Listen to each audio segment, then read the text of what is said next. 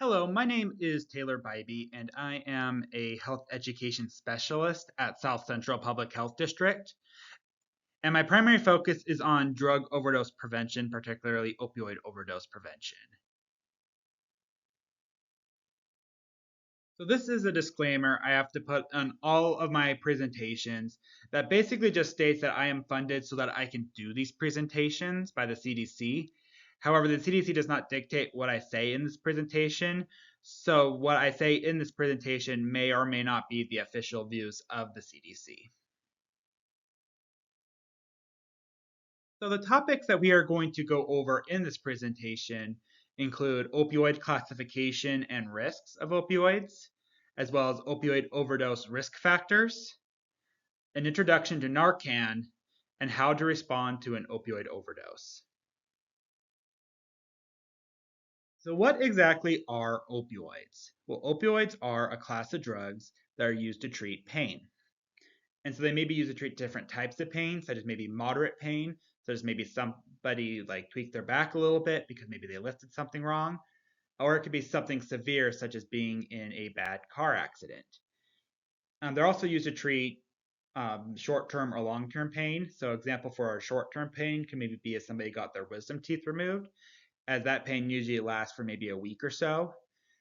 And then, as well as it can be used to treat long-term pain, such as certain types of cancer. So, how opioids work is basically when you take a pill, eventually it's able to work to your bloodstream, and they attach onto what we call our opioid brain receptors. And so they latch onto those brain receptors and they release signals that block the perception of pain and boost feelings of pleasure. And so there are different classifications of opioids. For example, with this diagram right here, one type are opiates, which basically means they come naturally from what's called the poppy seed plant. And so that can include opioids such as opium, morphine, and codeine.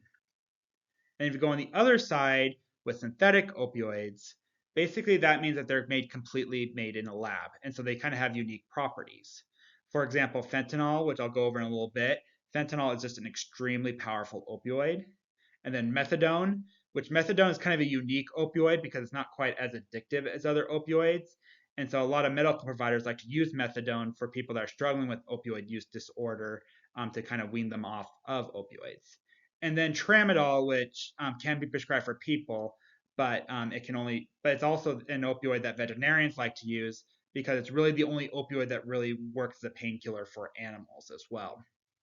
And so then if you also go in the middle with semi-synthetic opioids, basically that just means that parts of it are made naturally from opiates, but then also then parts of it are made synthetically in a lab. So that can include opioids like heroin, which is an illegal opioid, or hydrocodone, which is a pretty strong opioid that's about 1.5 times stronger than morphine, and then oxycodone, which is about 3 times stronger than morphine.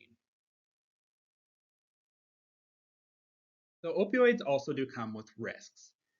And so one risk is that they do have side effects, such as sedation, which sedation is just a fancy word for causing drowsiness, which is why if you're ever prescribed an opioid, they always tell you not to drive while taking these opioids, as well as constipation or respiratory depression, which respiratory depression is the fancy word for slowing down of breathing. And that's actually why an opioid overdose can become deadly. Basically, breathing is slowed down to the point that they're pretty much slowly suffocating, or in extreme situations, they may stop breathing altogether. And another risk can include dependence, which basically is just another word for addiction. They can also lead to hepatitis C or HIV infections through shared needles. May lead to pregnancy complications, especially for the baby, as the baby may have health issues. Luckily, often the health issues are treatable. However, the baby is usually in the hospital for about a month longer than the typical healthy newborn. And then, as well as they may lead to overdose or death. So, one opioid that has been taking the world by storm is fentanyl. Fentanyl is an extremely powerful opioid. It's about 80 to 100 times stronger than morphine. And you can overdose from it through direct contact with mucous membranes. There's a rumor that you can overdose just by touching fentanyl. However, that's not technically true because basically you have to get into your mouth, nose, or eyes to be able to overdose.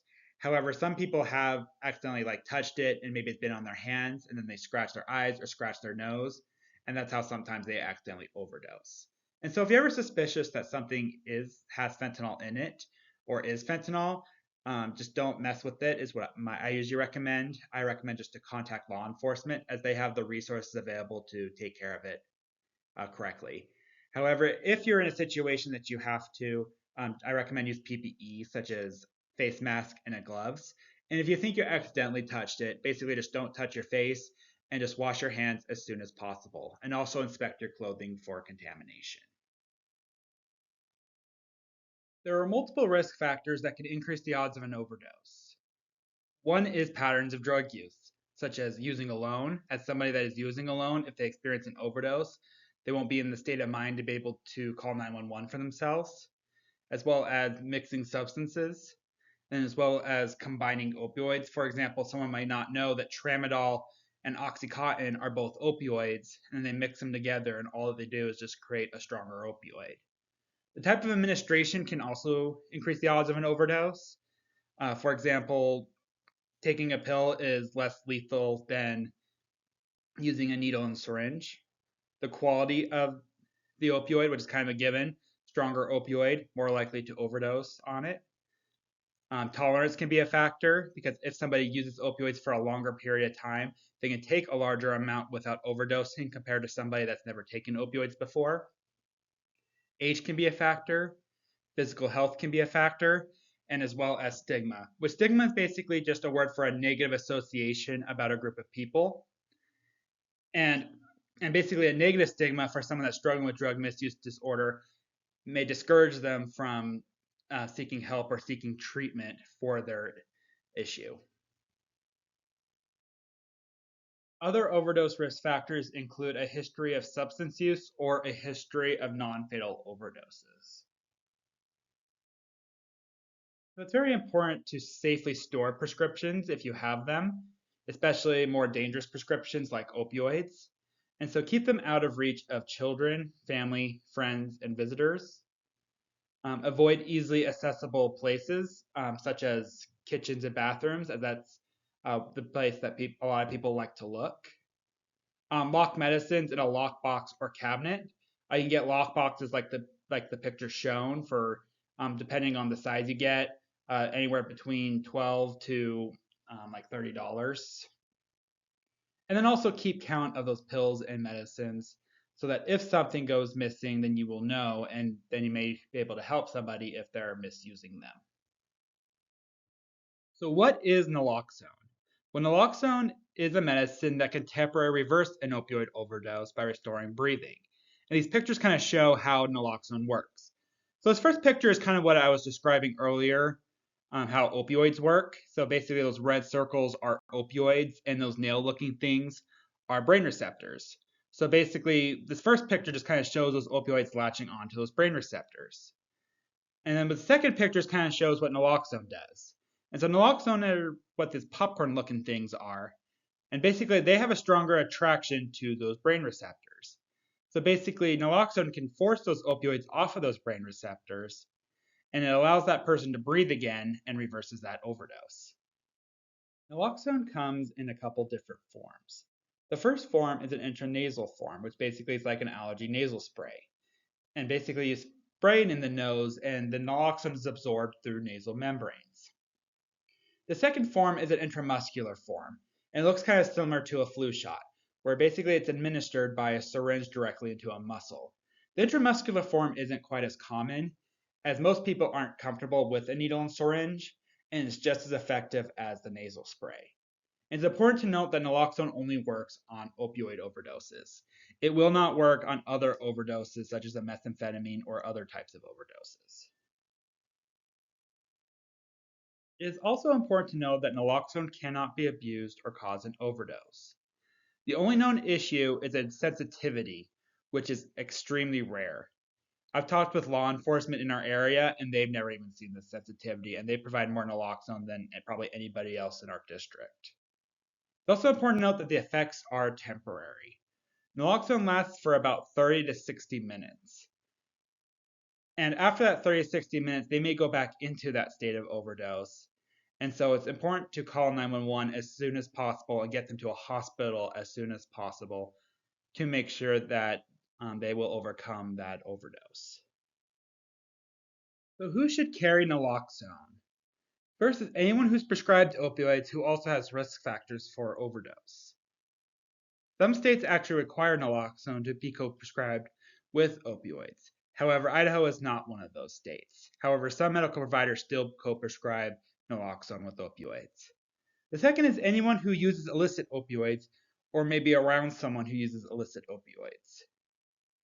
And the third is anyone who may have any reason to encounter someone experiencing an opioid overdose, which can be a plethora of different people that interact with people of the public, such as schools, homeless shelters, libraries, and more.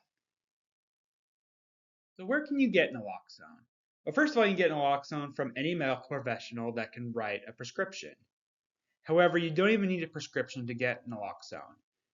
You can talk to a pharmacist and they can sell you Narcan, the nasal spray.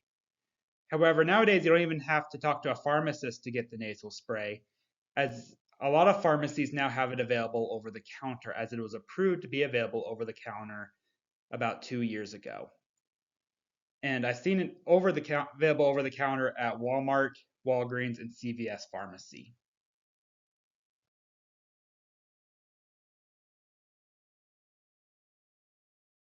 So it's important to store naloxone correctly.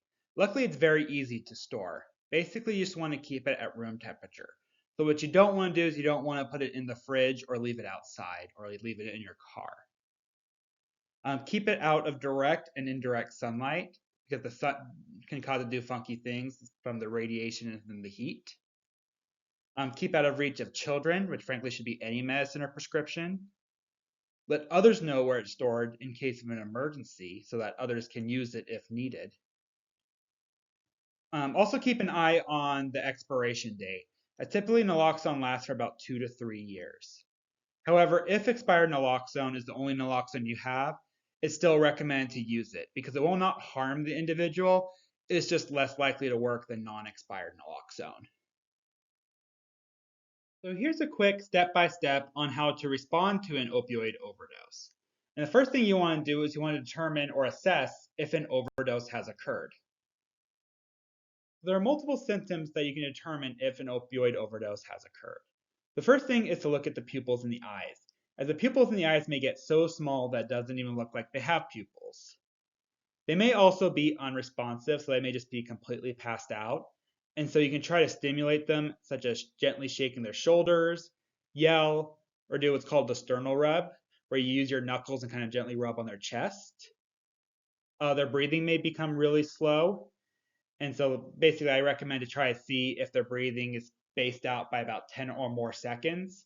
And if this symptom is occurring, then it's recommended to administer naloxone at this time.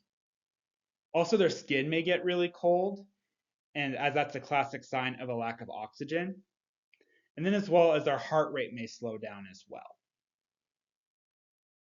At this point, you want to activate EMS or call 911 if you haven't already.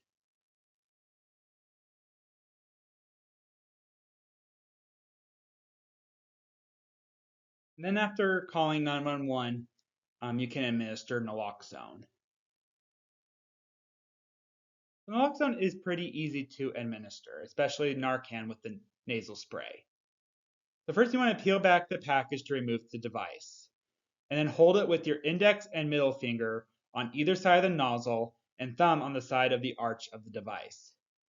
Gently tilt the head back and place the device in the center of the nostril until your fingers touch the bottom of their nose.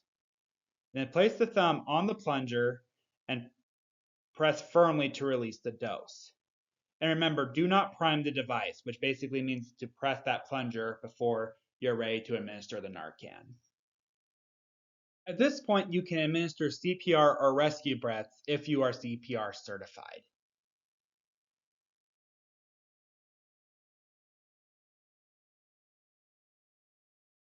At this point, you want to put the person that is experiencing an overdose in what's called the recovery position. Once breathing resumes, turn the person on their side into the recovery position. The image on the screen demonstrates the recovery position. So basically, as you can see, you can roll them over to their side. You want to bend their top knee to kind of prevent them from rolling back over. Also bend their bottom arm, once again, to prevent them from rolling back over. And also keep their hand under their chin to keep the mouth open and to also support their own head. So this kind of keeps those airways open. For example, there's a potential that they may vomit after experiencing an opioid overdose. And so if they're flat on their back and they vomit, they may aspirate or suffocate. And so basically, but since they're on their side, that vomit just has somewhere to go and keeps those airways open.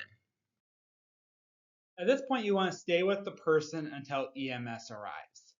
If they wake up, it's important to keep them talking to make sure that they stay awake. And so you can ask them just simple questions such as who are they, where are they from, what do they like to do.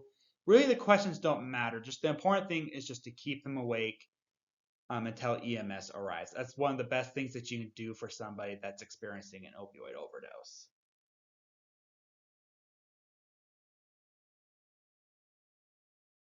At this point, you can administer a second dose of Narcan. It's recommended to wait about 2 minutes to see if they respond to the first dose. Basically, what you want to check for is breathing. If breathing is restored, then a second dose of Narcan is not needed. However, if breathing is not restored, then the second dose is needed. And after administering the second dose, just repeat the steps of giving rescue breaths, the recovery position, and staying with the person until EMS arrives. And once EMS arrives, it's recommended to follow their directions. Finally, I like to include these with the Idaho Good Samaritan Law. You may have heard of the Idaho Good Samaritan Law if you've ever been CPR certified. Because, for example, if you correctly administer those chest compressions with CPR, there's a potential to break ribs. And so the Idaho Good Samaritan Law is there to protect you so that if you break their ribs, then they can't turn around and sue you. And so there's also portions of the Idaho Good Samaritan Law regarding opioids and Narcan. And so the first is that to encourage people to administer Narcan and call for help, if they or someone else is experiencing a drug-related emergency, such as an overdose, any person acting in good faith and experiencing reasonable care may administer Narcan to someone who appears to be experiencing an opioid overdose. And so basically, you cannot be sued for administering Narcan if you believe that an overdose has occurred, especially since Narcan doesn't really do anything to you if you're not experiencing an opioid overdose. Like if I gave it to myself right now, the worst thing that would happen is a headache for an hour or so. And that's worst case scenario. I may not feel anything at all. South Central Public Health District can provide Narcan for schools and organizations. And so if you're interested or have any questions, feel free to contact me. My phone number is 208-737-5920, and my email is below. Thank you for watching, and I hope you have a good rest of your day.